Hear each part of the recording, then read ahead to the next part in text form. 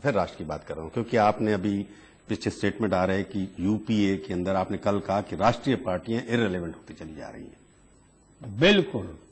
देखिए, जो राष्ट्रीय पार्टियां थी, कांग्रेस पार्टी, बीजेपी, बाद में आकर के बीजेपी, ये कम्युनिस्ट जो सीपीएम वगैरह, लेकिन not in each and every state, लेकिन राष्ट्रीय पार्टी, जिससे हमारी भी पार्टी राष्ट्रीय पार्टी अभी हो गई है, आरजेडी पार्टी हो गई है, क्योंकि जो कुछ नॉर्म से 4 राज्यों में इतना परसेंट होने थे सीटें।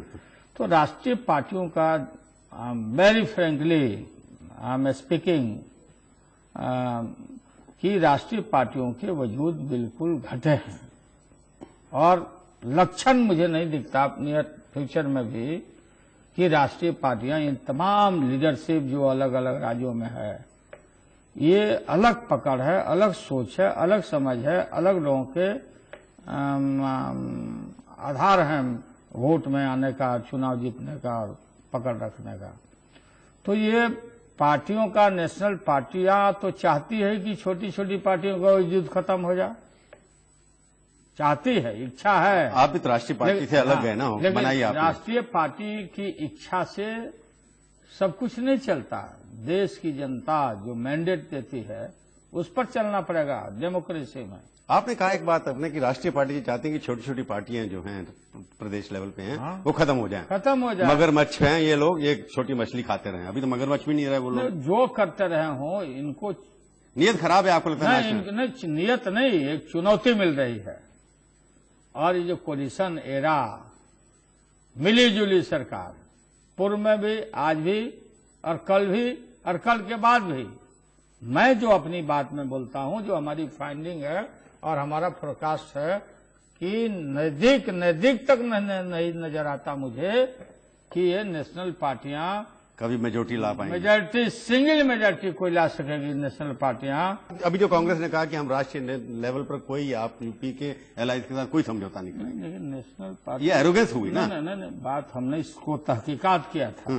कांग्रेस पार्टी में हाईएस्ट लीडरशिप जो है, ये चर्चा में उनके पार्टी के अंदर जो लीडर्स खड़े होते हैं बोलने के लिए, अलग अलग लोगों की राय थी, लेकिन सच वो नहीं था। और सच वो नहीं था, अगर पार्टी, कोई भी पार्टी, कांग्रेस पार्टी हो, भाजपा हो, कोई भी सीपीएम पार्टी हो, नहीं किसी से चाहता है तो कोई जोर जबरदस्ती तो है नहीं। पर ये नहीं, अगर नहीं चाहता तो नहीं चाहता तो मैं उनसे या कोई आदमी क्यों इस बात को लेकर लड़े? आप अपना रास्ता देखें, अपना रास्ता तय करें। कौन पार्टी कोई चाहती है कि हमारे बैनर में ही सब लोग रहें, और बैनर में कैसे कोई रह सकता है?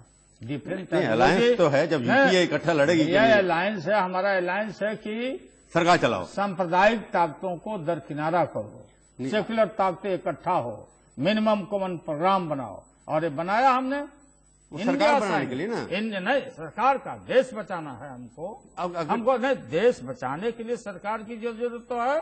पर अब लालू प्रसाद यादव यूपी में ऐसे हाथों में हम देश को नहीं छोड़ सकते थे जो बाबरी मस्जिद को गिराते हैं, दंगा फसाद करते हैं, एक मुस्लिम भाइयों पर जो ट्रस्ट नहीं करते हैं।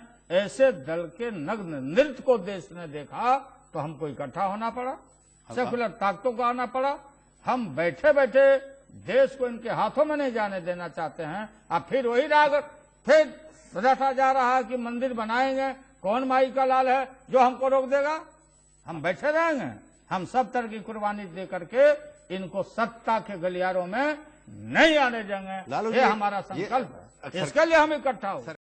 सरकार में इकट्ठे होकर के उनको हटा दिया आपने, नहीं बनने दिया, ये बात ठीक है आपने कहा, पर जब सरकार के बाद राजनीतिक अलायंस भी होना चाहिए ना। आपका सिर्फ सरकार बनाने का अलायंस, हमारा अलायंस पॉलिटिकल अलायंस नहीं बनता। हमारा अलायंस है, अलायंस रहेगा जब तक ये दंगा फसाद, आतंकवाद और ये सांप्रदायिकता दोनों जुड़वा बहन है।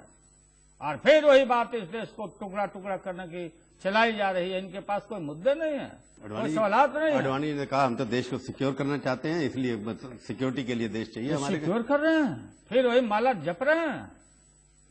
मंदिर कौन माई का लाल है मुद्दा, और फिर इनके गोद में बैठा हुआ ये जदयू पार्टी ये बोलता है हमारा नहीं मुद्दा है। तो बैठे हो क्यों वहां पर? क्यों बैठे हो? निकलो, बताओ देश को। Don't teach the voters and the people of the country, Hindu Muslim Sikh Christian को मारोगे, हमारे उनके चर्चों को जलाओगे, उनके लोगों को शिक्षा देने वाले लोगों को मर्डर करोगे, मुस्लिम भाइयों पर ट्रस्ट नहीं करोगे, मुस्लिम हो, हिंदू हो, सिख हो, ईसाई हो। तो लालू जी, एक बात उनका जो कहना है कि पिछले यूपीए सरकार के अंदर टेररिस्ट अटैक इतने, उस देश सिक्योर नहीं है। अब बीजेपी का नारा क्या है, एनडीए का नारा क्या है, नीतीश कुमार आपके दोस्त उनमें शामिल हैं, उनका नारा क्या है कि देश को सिक्योर करेंगे, करप्शन हटाएंगे। अरे नारा है, और इनके गार्जियन कौन है कि इनके गर्दन में माला डालने के लिए तैयारी कर रहे हैं? ये ढोंग क्यों कर रहे हो? ये ढोंग है, मैं जानता हूं सबको। और फिर उसी सवाल पर ये लोग खड़े हैं, फिर ये वोट लेने के लिए, डिवाइड करने के लिए। ये नकली नारे हैं। देश की जनता, माइनॉरिटी, एवरीबॉडी इज अलर्ट। सब लोग काफी चिंतित है कि देखो ये फिर देश को आग में डालने वाला है। पर लालू जी, आप बात ठीक कह रहे हैं, पर आपके अपने भी तो यूपी में डिवाइडेड है ना लोग, सारे के सारे। हमारा कोई डिवाइडेड, पवार साहब शिवसेना से बात कर रहे हैं, वो भी तो कम्युनल लोग हैं। बात सुनिए, आपके एलआई है ना, हो या कोई आदमी हो, जो भी सांप्रदायिकता का पाला पकड़ेगा उसका विनाश होगा, चाहे जो भी हो, लालू हो या कोई आदमी हो।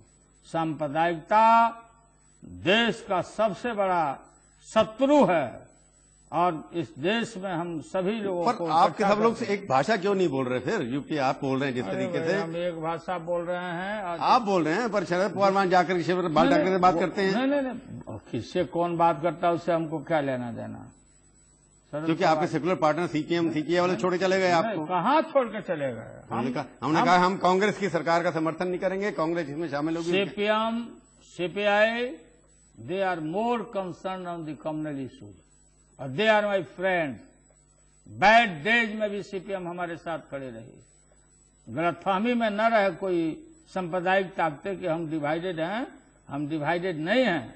हमारे पास डिफरेंसेज हुए न्यूक्लियर डील के। अगली सरकार बनाने के लिए फिर जाएंगे उनके पास। सांप्रदायिक ताकतों को हजारों कोस दूर फेंकने के लिए हम सब एक रहेंगे, ये पक्का नोट कर लीजिए।